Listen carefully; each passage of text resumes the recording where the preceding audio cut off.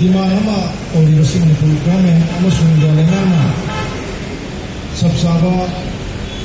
Hidekoma hai dunia mapani base tang turut kong menungga lautuk tergadi tang tari tergadi makul makha kaya di kuning sansan naga ikoi nahanwari bloki si matung na ikoi